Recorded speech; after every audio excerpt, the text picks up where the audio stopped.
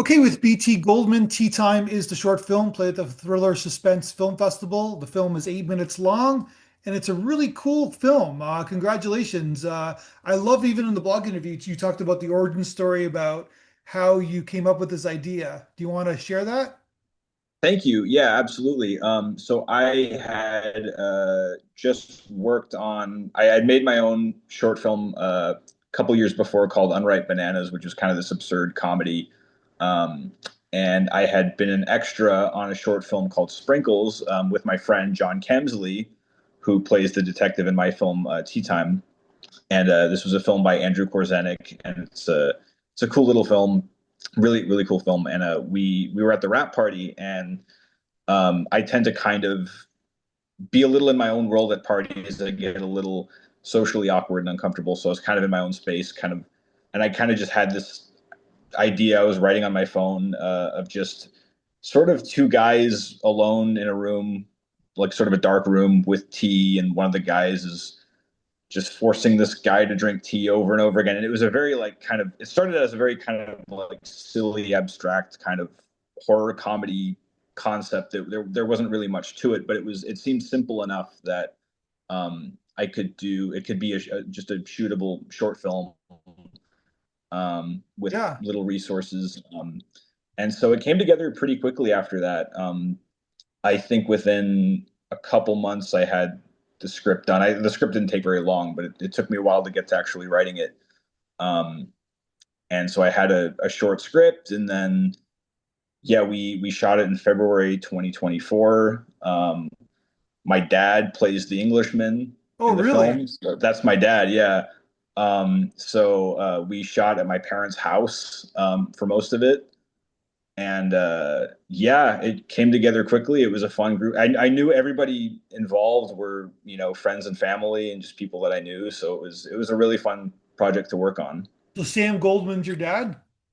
So David Goldman is my dad. Sam Goldman is my brother. Is your brother? Okay. Got, oh, the Yeah, Englishman. Sorry, the young Englishman is your he brother. plays the Sorry. young Englishman. Yeah, Yeah. Okay, right. gotcha. Yeah. Is your dad an actor by trade?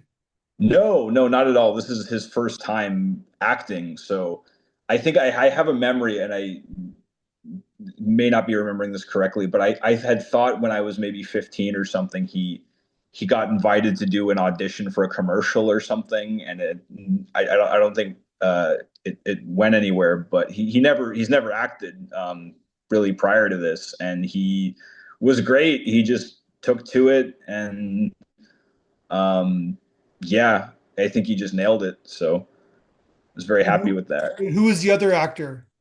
The The other detective. actor is John Kemsley, who has been a friend of mine. We've been friends since we were 16 or 17 years old. We used to make high school videos together and stuff. We were in a video production class, and we've just been friends ever since. And we've worked on other things. He was in my other short film, Unripe Bananas.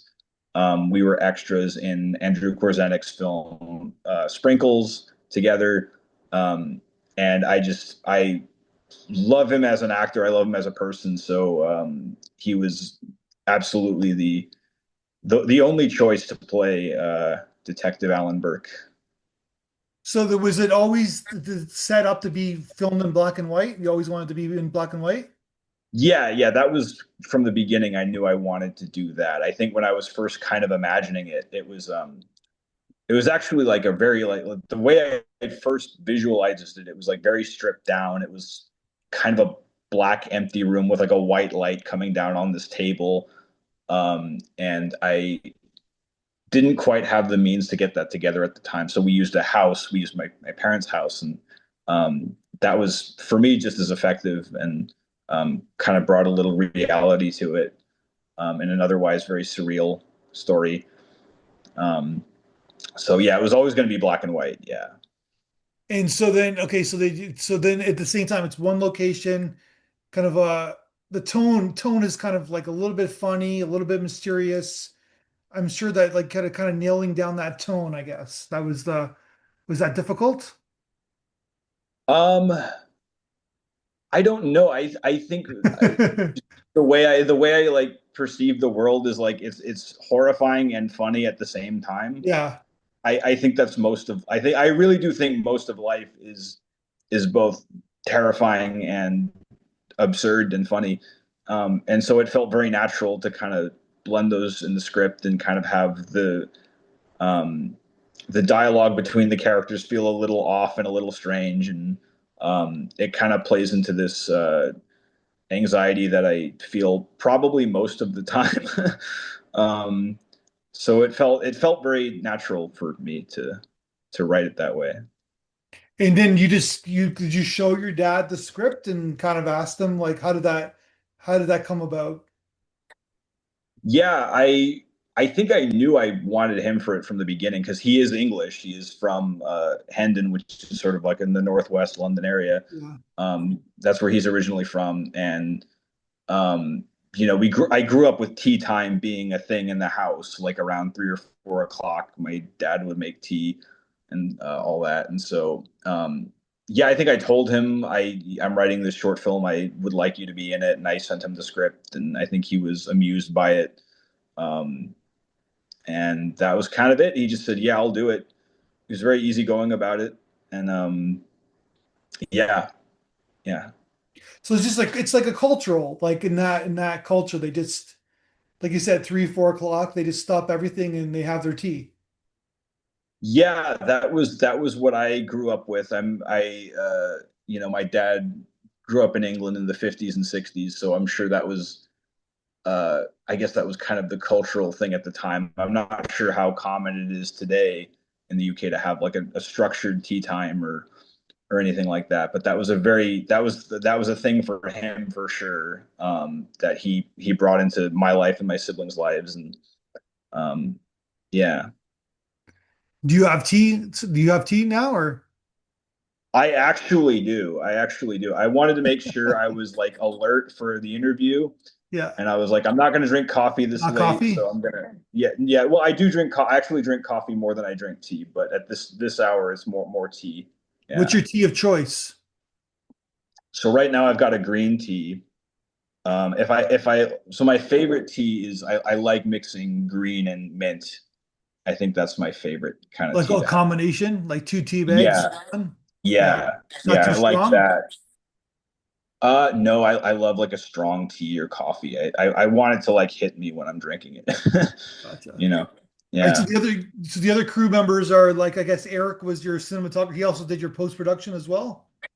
So he helped me with the audio engineering at the end. Yeah. I edited the film, and Eric helped me fix some of the audio bugs. And yeah, he was also our cinematographer.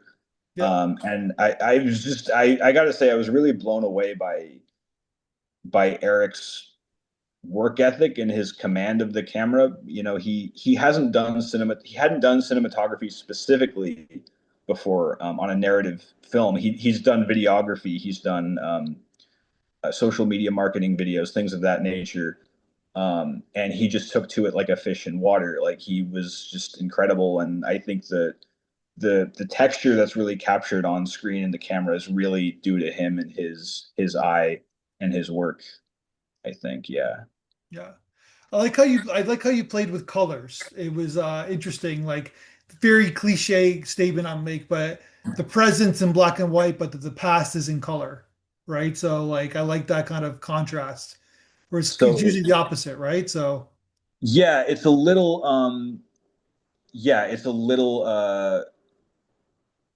yeah, so the idea was the color is partially the past because it's the Englishman. So it's a little I left it a little purposefully ambiguous, like yeah, what exactly is going on. But the way I had written it in the script and visualized it is, this investigation is happening in some version of the 1980s, yeah, and the Englishman is having a flashback to the Blitz in 1940.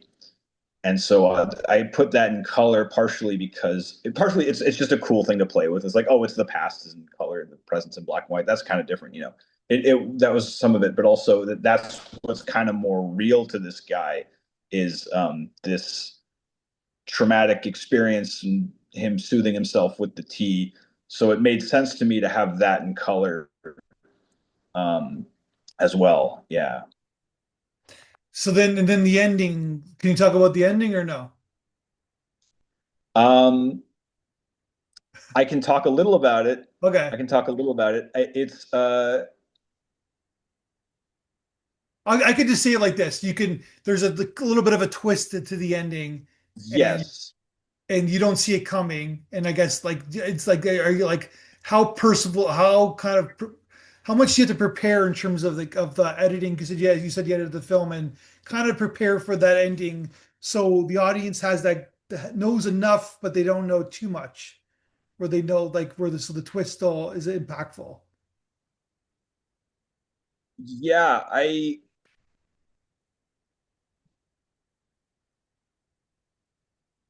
don't know. I think I had left, so the ending is or I will say the twist is it's a little surreal. It's a little intentionally unclear Yeah, in some ways. And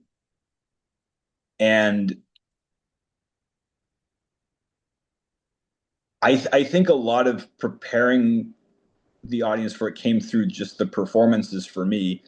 Um, you kind of have this tension building between these two characters, and it's going to break in some way, and it breaks in kind of a strange way. And then John's performance at the end, I think, really, um, for me, kind of hammers in the emotion of it. That may be a little too vague. I don't know, yeah, but yeah. No, uh, I understand, but yeah, yeah, because you don't want to, you want the audience to be intrigued and shocked at the end, right? Where you don't want to, yeah, you don't want it to be and obvious. I like the idea of not having a clear answer for everything, because I think it's at the end of the day for me. But this project particularly, it's more about just kind of having uh, an emotional experience that is a little uncomfortable, and I think not having the clarity in a sense hammers that home, if that makes sense. Yeah, 100, it does 100%. Yeah. So you're talking in the blog interview too, is that you're an animator, right? You like to draw. Mhm. Your next project is going to be an animation project, right? I'm working on one right now with some friends.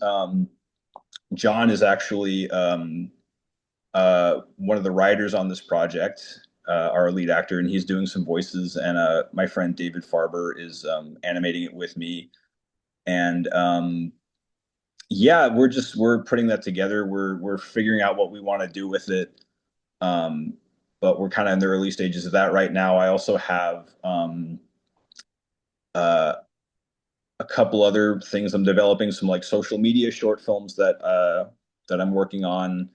Um, and I have a couple ideas for features um, that I'm playing with. So I've got stuff kind of going on in the background. I'm also doing my own illustration stuff that I post online and things like that. So keeping busy. You're always busy. And so, but like you went to school for animation, right? I did, yeah. I went to Cal State Northridge, yeah, CSUN. Went there for animation. Graduated in 2018. I did some after that, and during college and after, I was doing some mobile animation stuff. Like I did some cartoons for an app called Yarn, which was run by Mammoth Media. It was a kind of like a how would you call it?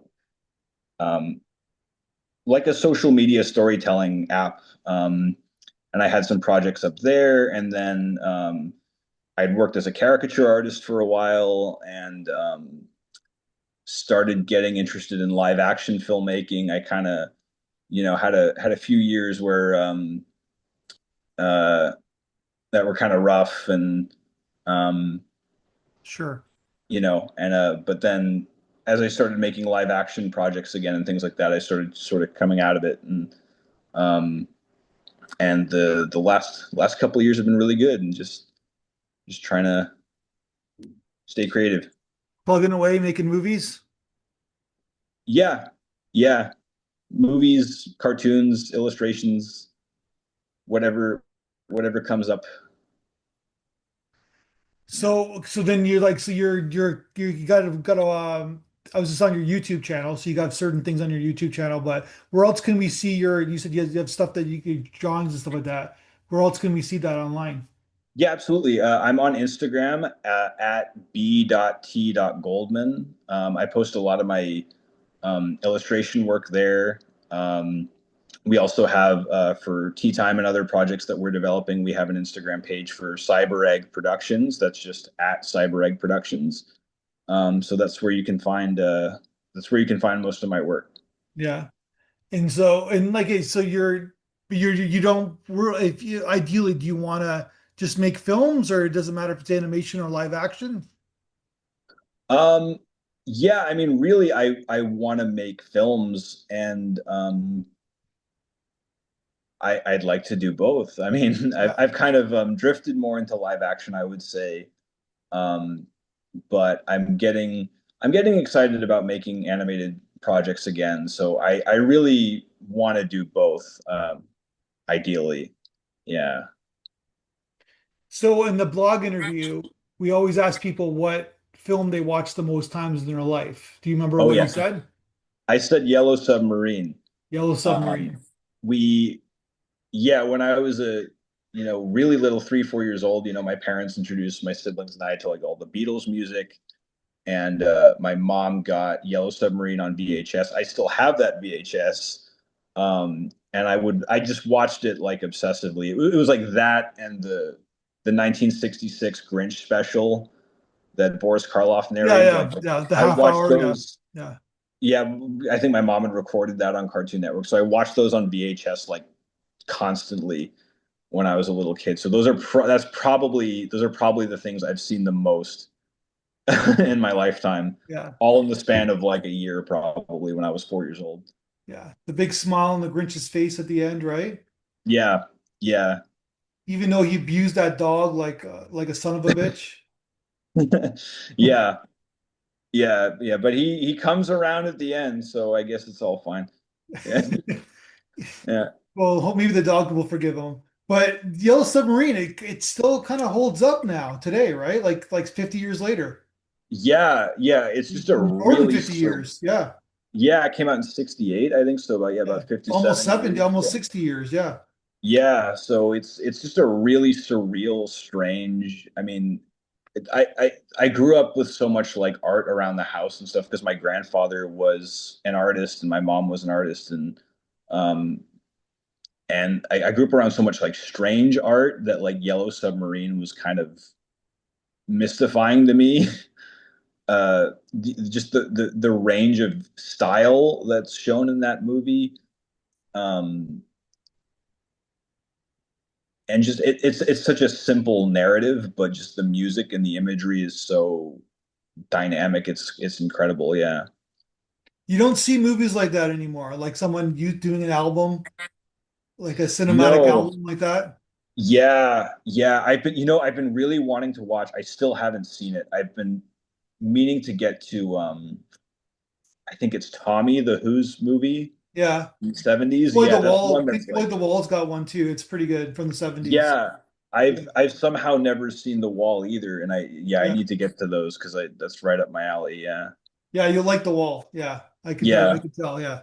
But Yeah. and Tommy's pretty good too. It was a good musical as well. Like it wasn't bad. Yeah. Yeah. Yeah, I'll check it out as soon as I can. Yeah. Yeah. Because it's sort of like it's you can kind of be experimental. You can kind of be within the context of the music, right? So Yeah. I love work like that. yeah.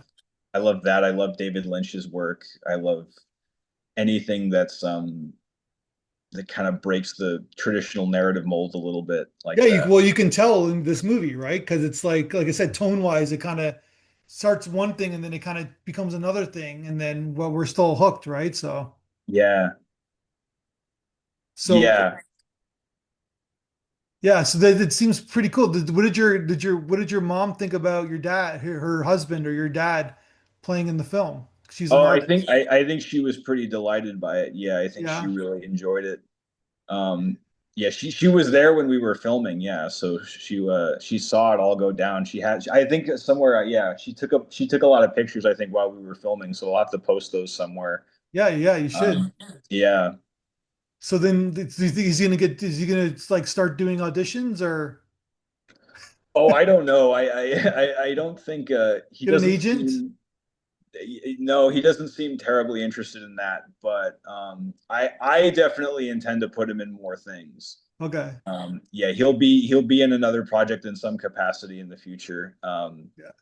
But yeah, he could though. I think he'd be great. I'd love to see him in more projects. Yeah. Yeah, like a sweet, lovable man with a dark side, right? So Yes. yeah, Yeah. can Yeah. change like that on a dime. Yeah, he's much he's not that wild in real life. He's a much more grounded person, but yeah, no, I'd love to see him do more roles like that. Yeah. Well, all right, man. So I'd love to talk to you again. Keep up the good work Oh, thank you. keep making movies. I love. And then next time we'll talk when you make your next film. Thank you so much. No, I really appreciate you taking the time. Of course. Thank you.